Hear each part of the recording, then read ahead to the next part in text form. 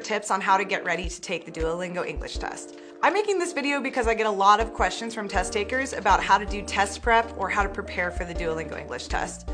Here at the DET, we don't love to use the word test prep because when you think about traditional test prep, you might be thinking about expensive classes, memorizing the test structure, long hours of studying, and none of that is actually necessary to do well on the DET. The best way to do well on the test is to improve your English proficiency.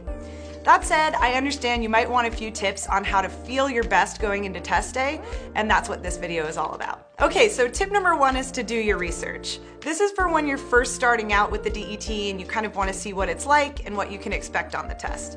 I would say the first thing to do would be to create a free account on our website. That's going to give you access to a lot of free and very useful information. I would start with the test readiness page, which I'll link here for you guys.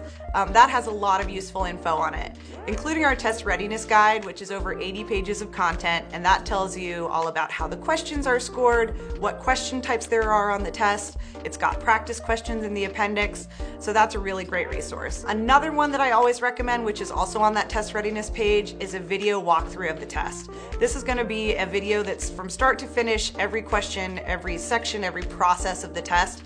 So it's really easy to understand. You should check that out. Tip number two, and this is kind of an obvious one, but I think it's the best one, and that's practice your English. So in the weeks, days, months leading up to the test, make sure to practice your English as much as you can using all your skills. So we have a couple of good suggestions on the Duolingo blog on how to practice language, and I'll leave those linked down below. But some of my favorite ways to practice another language are to listen to music or shows or movies that I like, or read books in another language, read news articles, or watch TV news, have conversations with friends in that other language. You can even join a Duolingo event, or even just practicing essay writing or letter writing at home. Tip number three, and this is a test taker favorite, is to do the practice test.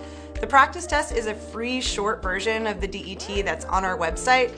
You can find it really easily if you're logged in on your homepage. It says practice now. A couple things to keep in mind about the practice test are that it is a shorter version than the real test. So our practice tests are 15 minutes, whereas the real test is going to be 1 hour.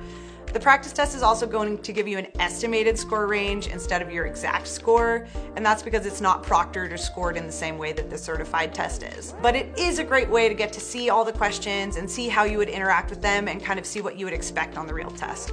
So a lot of test takers take the practice test multiple times. We also have kind of a smaller item pool on the practice test, so you might see a repeated question, which you would not see on the real test. Tip number four is to get your space ready. One of the great things about the DET is that you can take it from anywhere. So you're going to want to choose a space that's comfortable to you, also has a stable internet connection, good lighting, and a lot of peace and quiet.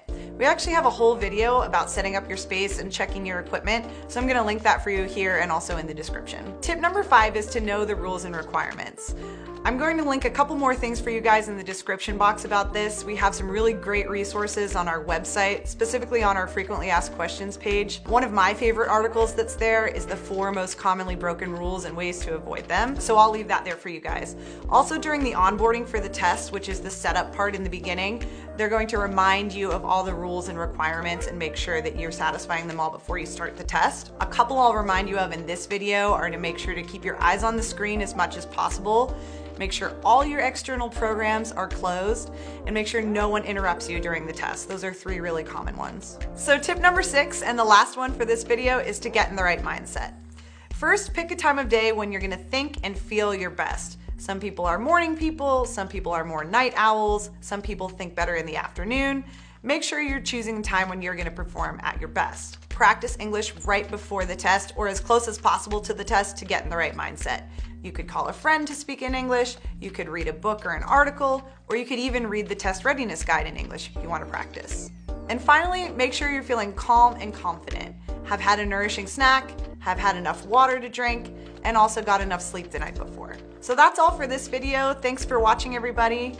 Leave me a comment down below on what you'd like to see next, and make sure to like and subscribe, please. And best of luck. I believe in you. Bye, test takers.